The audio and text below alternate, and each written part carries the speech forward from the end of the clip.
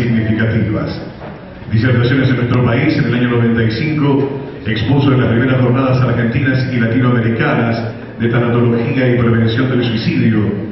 En el año 97 disertó en las primeras jornadas en Buenos Aires abiertas a la comunidad sobre donación de órganos transplantes. Disertó sobre los amores posibles para padres y en el Encuentro Nacional de los Grupos de Renacer en Buenos Aires.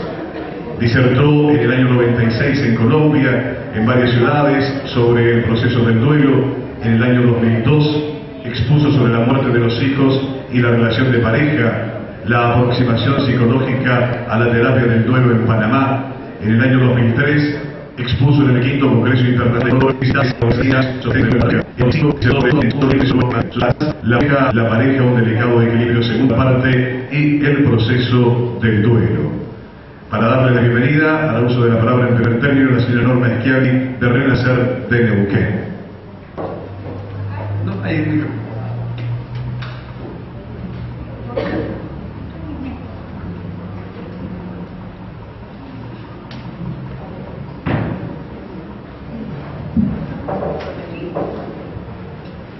Bueno, buenos días a todos. Yo soy Norma Schiavi, pertenezco al Grupo Renacer. Soy la mamá de Elu y también la mamá de Marjorie y Damián. Junto con Olga Coronel y con otros pocos papás, nos animamos hace ya 10 años a comenzar con el Grupo Renacer en Neuquén Capital. Para aquellos que a lo mejor no lo saben, Renacer es un grupo de ayuda mutua que reúne a padres de hijos fallecidos. Papás que, a pesar de haber vivido la crisis existencial más severa por la que puede atravesar un ser humano, deciden enfrentar ese dolor intensísimo y trascenderlo. Y trascendemos el dolor, le otorgamos un sentido a nuestro sufrimiento cuando cumplimos la premisa fundamental de Renacer: el hombre que se levanta por encima de su dolor para ayudar a otro ser que sufre, trasciende como ser humano. Recibir y dar y recibir, ese es el secreto. Y llegó el día, sí, llegó el día de conocer personalmente al doctor Bianchi. Y digo conocerlo personalmente porque ya lo conocíamos a través de todo el material que tanto nos ayuda y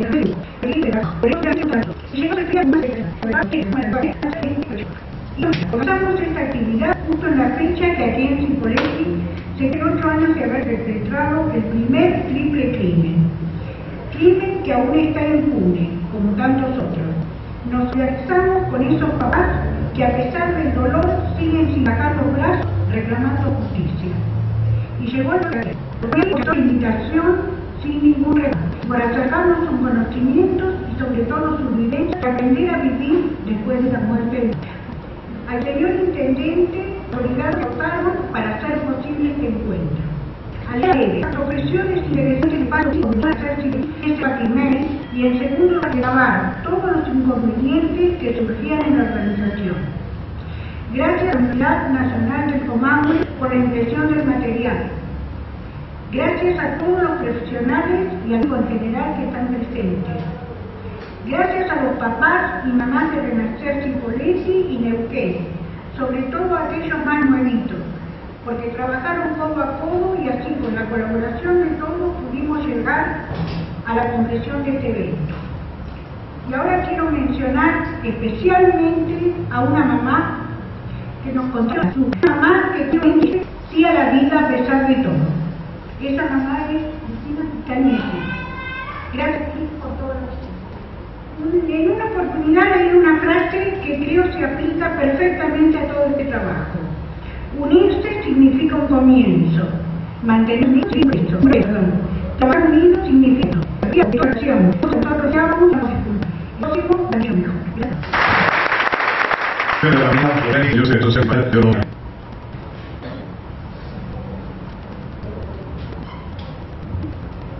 Bueno, realmente es un verdadero placer estar hoy aquí, una región muy bien. Agradecemos muchísimo que esté aquí en Cipolletti, esperemos que sea tratado como usted se merece. Sabemos de lo trascendente del tema a tratar en esta jornada, sabemos que que su experiencia va a brindar toda esta gente que tiene o tuvo problemas muy duros, o aquel para hacer mejor su profesión o desenvolverse mejor en la vida, aquel que realmente esté con este tipo de inconvenientes. Sabemos que esta gente que va a estar acá aprendiendo de usted estos días también va a ir en el futuro a otro. Así que todo el mundo no quiere su curso, le agradezco a usted por su presencia desinteresada, y tenemos nada más que lo hizo y el nombre de la estamos agradecidos. Ojalá existan gente que quiera trabajar para la comunidad desinteresadamente como es usted. Muy amable.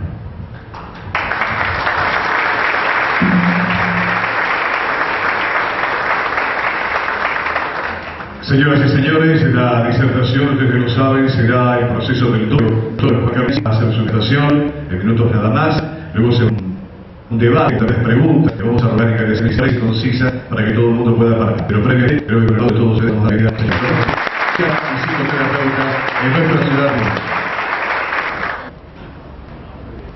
Hola, bueno, a todos. Yo prefiero acercarme un poco a la gente, caminar un poco entre ustedes. He venido a contarles mi experiencia como papá que ha perdido un hijo, antes de ustedes, que suma a esa dolorosa experiencia,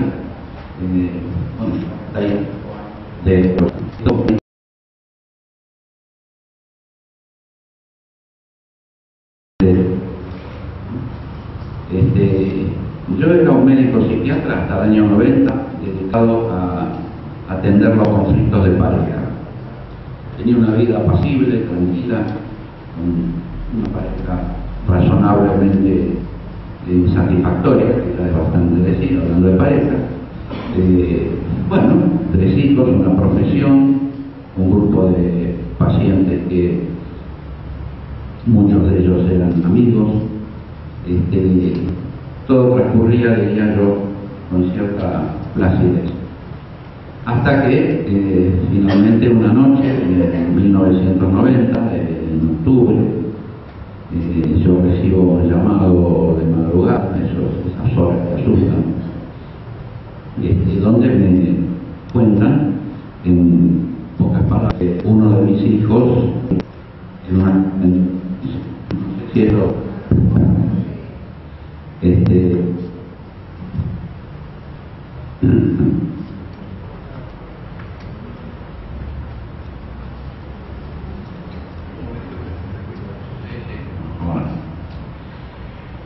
bueno, muchos de ustedes me comprenderán visceralmente porque han vivido a lo mejor situaciones similares, pero cualquiera puede imaginarse lo que siente un padre cuando, así en pocas palabras, le comentan a la madrugada que uno de sus hijos, sano,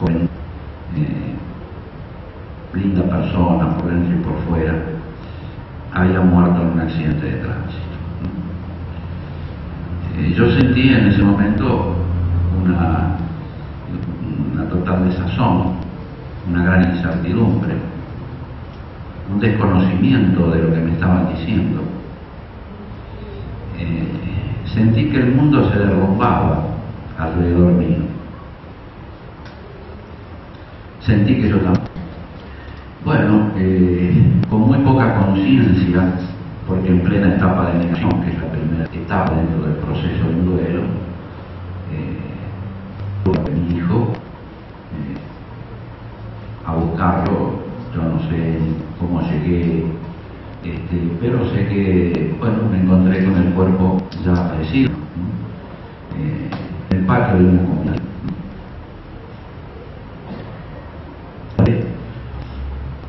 Todo el cuerpo estaba tibio porque el fallecimiento, y ahí comienzan los rituales de la muerte. Ahí comienzan los rituales de la muerte que tienen que ver con parte junto a todo esto, el velatorio, el entierro, la morgue, porque como era un accidente de tránsito, todo un trámite de comedio, Todo esto uno lo hace con muy poca conciencia de lo que está sucediendo, sin tener todavía una clara conciencia de que su hijo está muerto. No lo podía entender, no lo podía creer, incluso en el velatorio. Al contrario, me enorgullecía de mostrar a mi hijo por lo lindo que era. Una actitud de plena negación. ¿Qué ocurre cuando pasan estas cosas en el duelo inesperado, no es cierto? Hay, los profesionales pueden entender, hay para un duelista una ruptura epistemológica, es decir, todo el sistema de creencias que uno tiene se viene abajo. ¿Por qué? Porque evidentemente no le ha servido si uno de sus hijos ha muerto. Entonces yo creo que uno está, en ese momento, está en el infierno. Porque el infierno es un estado mental. No sé si habrá otro, las religiones monoteístas dicen que sí, ya veremos cuando nos toque la hora y si es que nos dan ese destino. Pero aquí el infierno es un estado mental. Cualquiera de ustedes puede haber estado en el infierno cuando recibe la noticia, cuando ve por primera vez un hijo muerto, o no lo ve, pero su hijo murió, o en otras circunstancias, porque tal vez a la gente acá que no ha pasado por esa experiencia tan dolorosa. De todos modos, quiero que comprendan este concepto. El infierno es un estado mental. A veces han tenido una pesadilla, a lo mejor a la noche, y se han despertado con taquicardia, asustados, ¿no? Bueno, eso es estar en el infierno. Bueno, en aquel tiempo, pasados los primeros días, hasta que Martín es enterrado en el Jardín de Paz, estas cuestiones que no se pueden entender ni comprender, ¿no es cierto? ¿Cómo yo puedo llevar la manija al cajón de mi hijo? Bueno, yo estaba, por supuesto, dejé de atender como médico psiquiatra durante bastante tiempo. Yo tenía mi terapeuta porque, bueno, allá en los que hacemos psicoterapia, los que hemos tenido una formación psicoanalítica, necesitamos tener supervisiones y controlar nuestro trabajo con otros terapeutas. Quiere decir que yo tenía un terapeuta y por supuesto que lo seguí visitando. Y hoy puedo decirles que ese gran terapeuta que yo tenía, en aquel momento no me pudo ayudar, no pudo ayudar. Ustedes pueden pensar que a lo mejor no era un terapeuta con las condiciones, con la capacidad necesaria. No, nada de eso, era un terapeuta de lujo, un profesor titular de la Cátedra de Psiquiatría Dinámica, autor de una enciclopedia psiquiátrica, un hombre director del Hospicio de Asunción del Paraguay. Pero ¿por qué no me pudo ayudar? Yo luego lo entendí. Porque él no estaba capacitado para el acompañamiento psicológico de un duelo. Era un gran terapeuta, pero cayó en el error que muchos terapeutas, psiquiatras o psicólogos pueden caer al confundir la tristeza o la aflicción, que es el síntoma que acompaña a toda pérdida significativa, con una depresión. Por lo tanto, considero que yo tenía una depresión. Me ayudaba, bueno, a través de frases hechas, que no es necesario ir a un consultorio para sentirlas, así que ustedes la han sentido, ¿no es cierto? Bueno, tienes que seguir adelante, la vida continúa, tienes otros hijos, tu pareja te necesita, tus pacientes te reclaman. Bueno, todas estas frases hechas que desde lo racional son entendibles, pero que a uno no le modifican nada.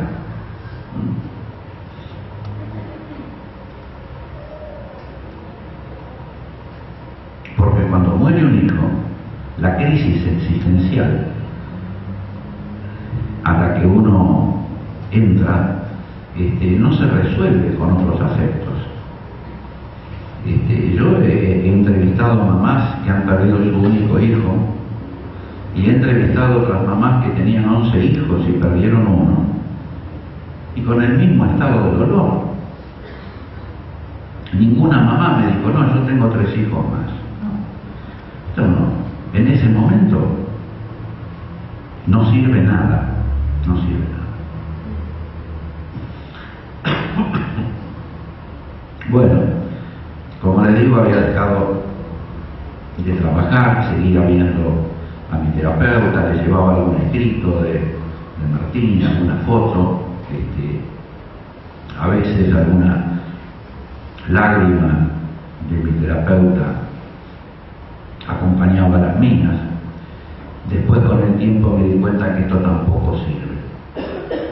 ¿Por qué? Porque uno no va a buscar, uno ya tiene quien llorar. Del terapeuta requiere otras respuestas. Estas acotaciones que yo hago las hago hoy, no en el año 90. ¿no? Bueno, dejé de atender, creo que un tiempo bastante prolongado. ¿Por qué dejé de atender? Porque los pacientes con los cuales tenía muy buena relación afectiva, que muchos de ellos habían estado en el velatorio, en el entierro, venían al consultorio y no me hablaban de sus problemas. ¿Por qué? Porque consideraban que sus problemas eran menores al lado de lo que había sucedido, no al lado de lo que a mí me había sucedido, porque lo que le sucedió le sucedió a mi hijo, ¿no? Entonces no me contaban si tenían un problema una vida con la novia. Entonces resulta que, y además yo en aquel tiempo, porque lo mío era muy intenso. Entonces, bueno, dejé de atender porque yo no podía cobrar honorarios para que mis pacientes me cuidaran. Así que dije, en estas condiciones no puedo atender.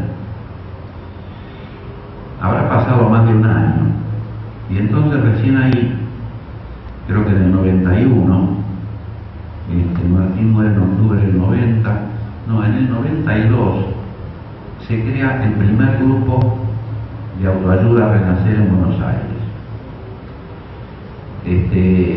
Una mamá de Buenos Aires que había perdido a su hijo trae la idea del Río Cuarto. Ustedes saben que ahí se gestó, se inició la idea de Renacer, ¿no es cierto? A través del matrimonio Berti, traen la idea a Buenos Aires, se inicia un primer grupo Renacer en una parroquia que nos concede un lugar, y ahí arrancamos. Éramos 20 padres y madres que habíamos perdido hijos, y empezamos sin tener en claro qué es lo que teníamos que hacer, ni cuál era la finalidad de esos encuentros. Pero de todos modos, mi duelo empezó a cambiar cuando empecé a participar del grupo de autoayuda. ¿Y por qué empezó a cambiar? Les reitero, ¿no? Todas estas cosas las entiendo ahora, no las entendía antes. Empezó a cambiar porque resulta que yo, que estaba habituado a tener el protagonismo de ser un papá que perdió un hijo, porque yo iba a una reunión social a cualquier parte y yo era el único que había perdido un hijo, entonces bueno, yo tenía un protagonismo. Pero resulta que entrar en Renacer ayuda básicamente a un par de cosas. La primera y principal es que ayuda a perder el protagonismo, porque acá todos perdimos hijos. Entonces eso hace que el protagonismo disminuya. Además resulta que nos entendemos con facilidad. ¿Qué quiere decir esto? Que la experiencia compartida nos permite manejar un lenguaje común. Entonces, bueno, esos fueron los primeros efectos beneficiosos de la autoayuda. ¿Y qué quiere decir perder el protagonismo? Perder el protagonismo quiere decir iniciar el egocidio. El egocidio es la muerte del ego. El egocidio es recuperar la humildad. El egocidio es dejar de hablar a mí me sucedió, a mí se me murió, mi duelo es más importante, mi hijo era perfecto. Entonces, empezar a hacer el egocidio significa, y esto empezó en la autoayuda, a poder levantar la vista y ver que acá hay muchos papás y mamás que perdieron hijos. Es probable que yo necesite la ayuda de ustedes. La ayuda es escuchar, a veces una mano en el hombro, a veces un vaso de agua, un caramelo, ¿no es cierto? Esa disposición de la gente de la autoayuda a escuchar. Y luego uno empieza, a medida que transcurren las sesiones, a darse cuenta que también uno puede dar. Porque después entran padres o madres que uno siente que están peor que uno. Entonces uno empieza a dar. Y ahí se empieza a dar este proceso de dar y recibir en la autoayuda. Además, el grupo de autoayuda nos permitió reinsertarnos en la sociedad. Porque yo insisto, la autoayuda es un lugar de tránsito, tiene que ser un lugar de tránsito. No es para quedarse a vivir la autoayuda. La autoayuda es el lugar de tránsito que nos va a ayudar a reinsertarnos en la sociedad. Cuando se cumpla un proceso del que vamos a hablar. Entonces uno se da cuenta que tiene que volver a integrarse a la sociedad, porque no puede ser que yo solo pueda tomar un café con alguien que haya perdido un hijo. A veces tengo que tomar café cuando ha perdido un hijo. La autoayuda me permitió volver al consultorio. ¿Por qué? Porque, bueno, habiendo hecho el egocidio, yo estaba dispuesto a aceptar el dolor de los demás, a comprender los problemas de los demás sin compararlos con los míos, y a darme cuenta que si el problema de una persona es que tiene un guijarro en el zapato y que le molesta para caminar, ese es su problema. Yo no puedo decirle, y de eso me venís a hablar a mí que perdí un hijo. Mientras yo no pueda entender como problema esa chica que el novio dejó de quererla o la dejó plantada en la esquina, aceptar el problema de los demás, eso me permitió volver al trabajo. Y la gente, la población de pacientes, viendo que si bien había a veces al tema Martín, pero que yo hacer un seguimiento de la problemática de él, entonces volví a insertarme en el trabajo. Pero creo que mi paso por la autoayuda fue muy importante para iniciar, como les digo, el egocidio, que es la primera instancia dentro del proceso del duelo. Si no hay egocidio, desde la omnipotencia, desde la soberbia, desde la creencia de ser el ombligo del mundo, no se puede resolver un duelo. Empecé a escribir algunas vivencias. En mi libro, El proceso del duelo, hay muchas de esas vivencias. Yo aclaro que algunas de esas vivencias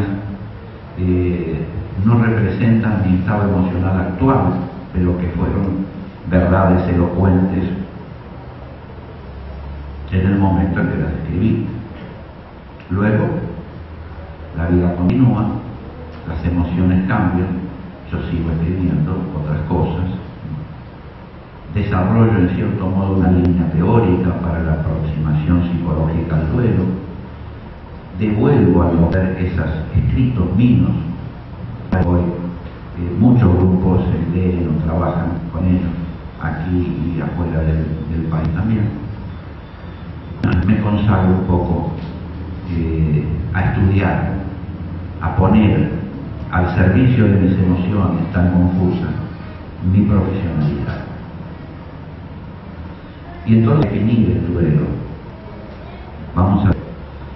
Se lo puede definir de muchas maneras. Yo quiero decir, el duelo es el proceso emocional normal que sigue a la pérdida de lo inmensamente querido. ¿Por qué elijo esa definición?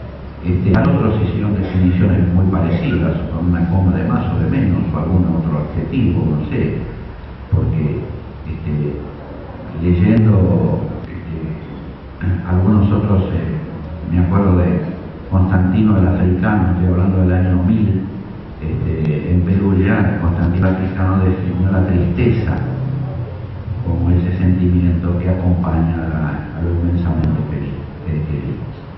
Bueno, entonces, ¿por qué me gusta definirlo así?